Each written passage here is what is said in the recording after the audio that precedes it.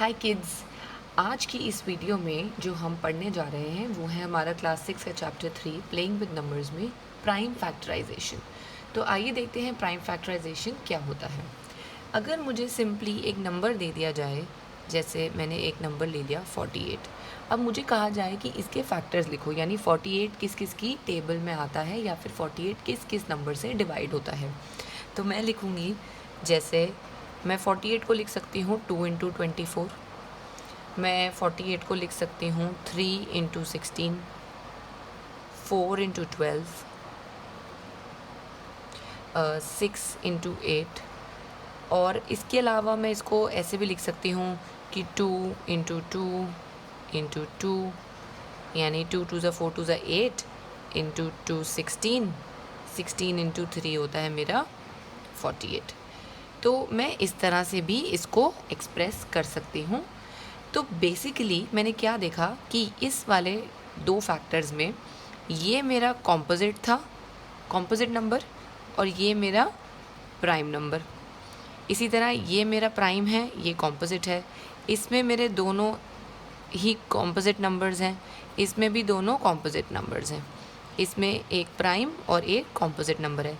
लेकिन इस वाले मेथड में मैं क्या चेक कर रही हूँ, क्या देख पा रही हूँ कि सारे के सारे यहाँ पे जितने भी फैक्टर्स गिवन हैं, जो मैंने 48 को एक्सप्रेस किया है, वो सारे के सारे क्या हैं, प्राइम नंबर्स हैं। तो हमारी प्राइम फैक्टराइजेशन यही होती है कि जब हमारे किसी नंबर को हम रिप्रेजेंट करते हैं उसके फैक्टर्स के फॉर्म में, और वो सारे फैक्टर्स सिर्फ प्राइम फैक्टर्स हों, उसे हम बोलते हैं, उस मेथड को, प्राइम फैक्टराइजेशन। 48। अब आगे चलते हैं। अब 6 को मैं लिख सकती हूँ 2 इंटू 3। अब अगेन 2 इंटू 3 6 का रिप्रेजेंटेशन है, लेकिन 48 के लिए मुझे यहाँ पे 2 दोबारा चाहिए, यहाँ पे भी 2 दोबारा चाहिए, ये वाला 2 भी चाहिए, और ये, तो ये दोबारा 48 हो जाएगा। तो आपने देखा कि यहाँ पे जब मैं लास्ट में पहुँची तो मेरे सारे के सारे क्या हैं, प्राइम नंबर्स। और ये जो प्राइम नंबर्स हैं इसे मैंने असेंडिंग ऑर्डर में अरेंज किया है।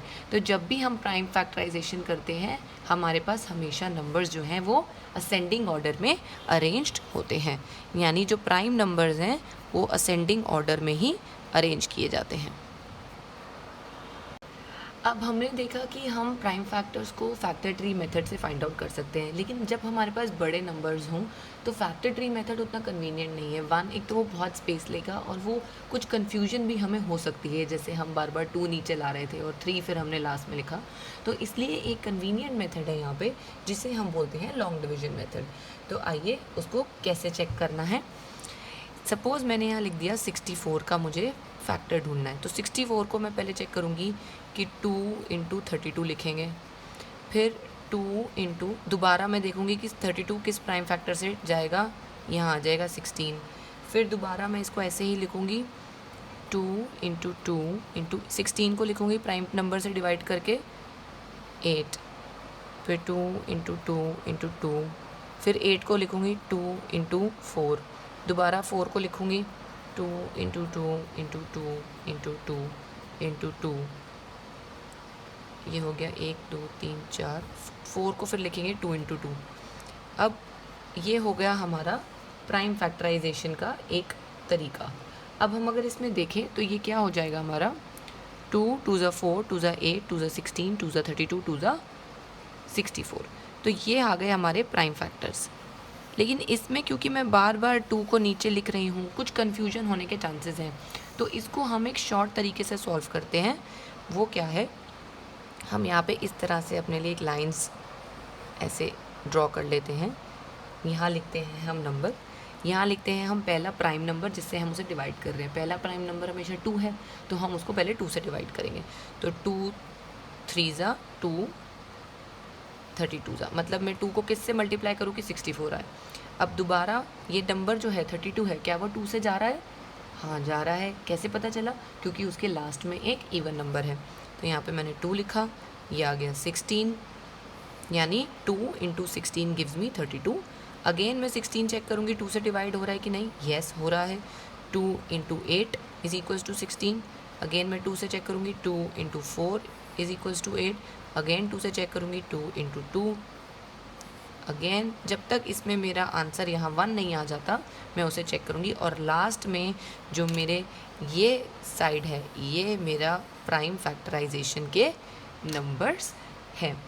तो इसी तरह हम एक और नंबर का भी प्राइम फैक्टर निकालते हैं जिससे कि हमें एग्जाम्पल से हमें अंडरस्टैंडिंग बेटर हो जाती है। एक नंबर लेते हैं 2520, ये हो गया। अब पहले मैं चेक करूँगी कि हमने जो डिविजिबिलिटी रूल्स पढ़े हैं उसमें हमें पता चल जाएगा अगर नंबर को देखते ही कि वो नंबर किससे डिवाइड हो रहा है।